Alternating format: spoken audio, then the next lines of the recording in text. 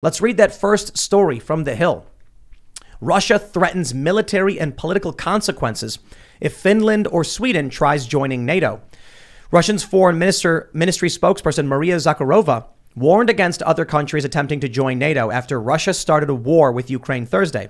Finland and Sweden should not base their security on damaging the security of other countries, and their accession to NATO can have detrimental consequences and face some military and political consequences, Zakharova said in a viral clip of a press conference.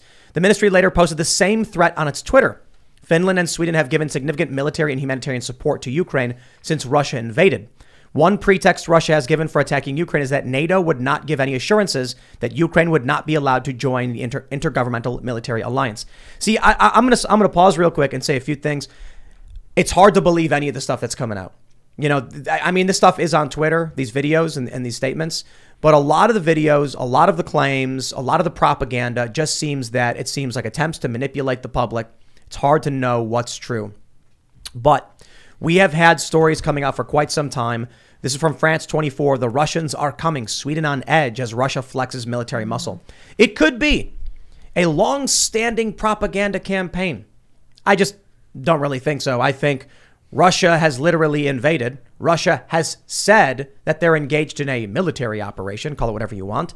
I think the reality is Vladimir Putin feels like he lost. He lost the influence battle. The U.S. basically bought Ukraine. He couldn't do it. So here we are. Getting into war. The question is, this threat towards Sweden and Finland, is it legitimate or is Putin just spiraling out of control? Nick, I'm wondering what your thoughts are. I don't see, Putin's never struck me as the sort of guy that like just spirals out of control, right? The sort of guy that gets pissed off and just starts, executing generals and things like that. He's always seemed to be, again, I don't think he's a good guy. I think he's a bad dude. But I've also thought he was a fairly calculating guy. I mean, the guy has managed to stay in power this long within Russia, within an environment where it's fairly unstable from a political perspective with a bunch of oligarchs running around. So I don't know. I'm not convinced that he's at a point where he's just kind of lost his mind. I think he's pushing to see how far he can get away with what he's doing.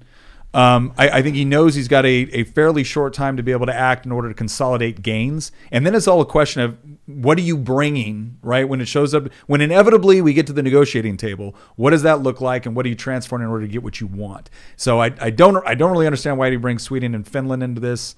But again, I don't see him as being an unstable guy. What are your thoughts on, I mean, you were talking about unconventional warfare. That's where you specialized in when you were in the military? Yeah. So what are your thoughts on everything we're seeing, right? Just to preface this, none of us here at least thought Putin would go this far with Ukraine. Yeah. And so this seems very much like conventional warfare.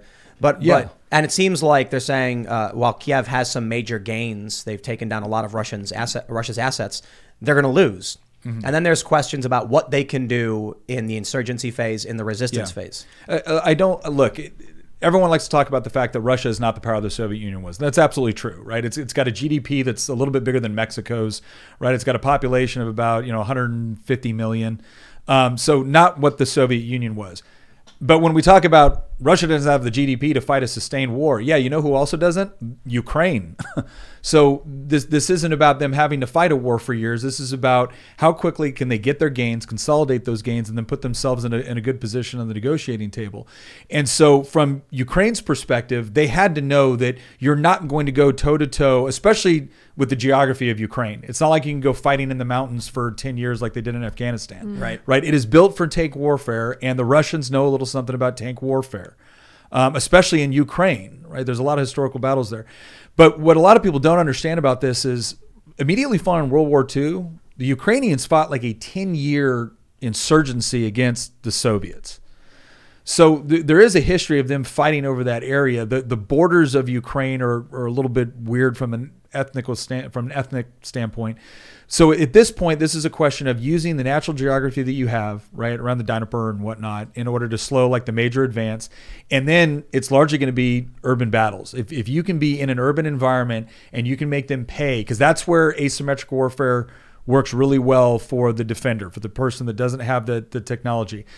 But if you're sitting in a city right now and you've got an AT-4 or an RPG, or if you got really something good like the U.S. gave them, like javelins, okay, you got a $10,000 or a $15,000 rocket that's taken out a $15-20 million tank, right? That adds up. And so if they fight the insurgency point in the urban areas, which are kind of behind the lines of the Russian advance, and then they use their military in order to kind of stop them at some of these main geographical areas, rivers being one of the best, they can drag this out and they can make Russia pay a much higher price for it. And that's what I don't think Russia can afford. I want to pull up the Google map real quick of the Eastern European region. You have Moscow, you got Russia, you've got Ukraine here, you can see it. When Vladimir Putin says he wants assurances that Ukraine won't be joining NATO, I think Tulsi Gabbard came out and she was like, just give them assurances Ukraine won't join NATO. It's like, have y'all looked? I'm a fan of Tulsi, but have you looked at a map? Right? Yeah. Estonia and Latvia are NATO members. Oh yeah, they're already on the border. They take it very seriously. And then if you go up and you look at Sweden, which look, Russia's got St. Petersburg, they've got Kaliningrad in the Baltic Sea. Sweden, not NATO. But now, obviously, Russia's threatening Finland, not NATO, but also Russia is basically threatening them. They're both in these same meetings with NATO. So when Moscow is like, "Oh, we don't want NATO on our borders," like they've been there, dude. Mm-hmm. I mean, I know Sweden and Finland, but to act like this is the line for him now, perhaps it's fair to say I'm not saying he's spiraling out of control as like a madman, but he's desperate. Yeah, Russia is not the power it once was. And it's being weakened. It's being pressed upon. It's already got NATO on its borders. And now it's going to have Sweden, Finland, and Ukraine. Putin, he's done.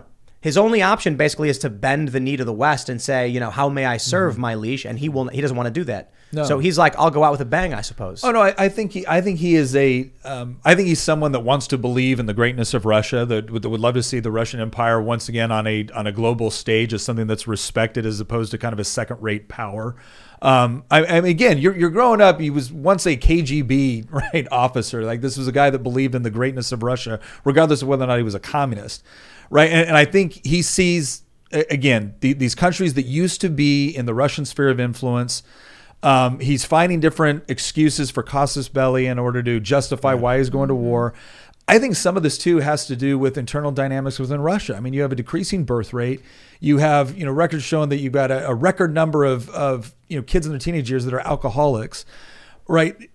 Look, I don't think any of us are shocked by the fact that there are plenty of times throughout history, when a domestic leader had problems at home, a war abroad was a great way to, kickstart your nation and get them focused on something, the greatness of whatever it was. And look, our nation hasn't been beyond that sort of enticement in the past.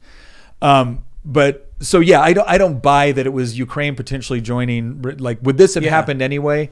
I don't think NATO was the fulcrum. I think NATO made a convenient excuse for Putin to do something that he already wanted to do. They're trying really hard to push this propaganda, this anti-Trump propaganda. It's so, man, the propaganda is mind-numbing. Ugh. It's under Trump, Putin did not make these moves. No. And so the only real response they have, because the first thing I started seeing from these activists was that, thank heavens Trump wasn't president when this happened because we'd be worse off. And I was like, for 4 years, Putin backed off. Yeah. And they said, now they're saying it's because Trump gave them everything they wanted because he was opposed to NATO. It's like he got NATO to pay us more money. Yeah. I mean, if anything, he was stabilizing it in a sense. Oh, so no. This is the part where, I was the other night I was just kind of pissed off, and I said, I can't remember how long we're away for a bunch of European countries to, ask the United States to intervene in the Ukraine, only to turn around 6 months later from now and bitch about the United States intervening in Ukraine, right? Because they're always willing to fight to the last drop of American blood to sustain their welfare states. Right. So this idea that when Trump came in and basically told NATO, hey, look, a treaty is an agreement. It's a legal agreement, and you're not living up to your part of it. That lit a fire under their ass, and quite frankly, they needed it. And the other thing is that Putin also understood that Trump didn't draw. And look, there was things about Trump's policy I didn't necessarily agree with, but Trump didn't do this thing that Obama did, where we're going to draw a fake line in the sand, and then when you cross it, we're going to draw a different line in the sand. Putin expected that if Trump said, you do this, we're going to do this, that he would do it. And that's a big part of when foreign leaders, cannot calculate what you're going to do. It actually, and you have the ability to actually make good on your threats.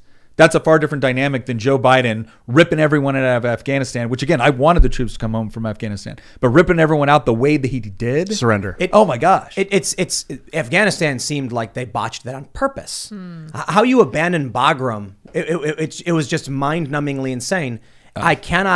I'm sorry. I know I love to cite Hanlon's razor. Never attribute to malice that which can be explained by incompetence. But in this instance, I'm like, there's no way you thought abandoning our Air Force base before evacuating people made sense. Maybe because Biden's a bureaucrat with no military. I don't think he has any military experience. Does he even have any military knowledge? Well, but come on. Surrendered and routed our troops. But the guys advising him certainly did. Now, this is the part where I do think we've seen this trend within politics and some of the rhetoric and the direction the left is going. And I'm not talking about everyone that might be a Democrat, right, or a liberal. I'm talking about the hardcore progressive left.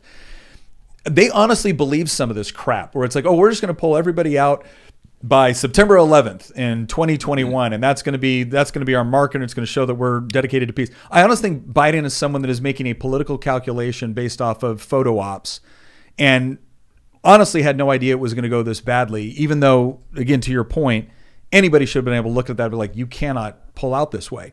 But Putin is watching things like that. Thanks for checking out this segment from the Timcast IRL podcast. But if you want to check out the full show live, tune in Monday through Friday at 8 p.m. And if you want more special access content, head over to timcast.com and become a member.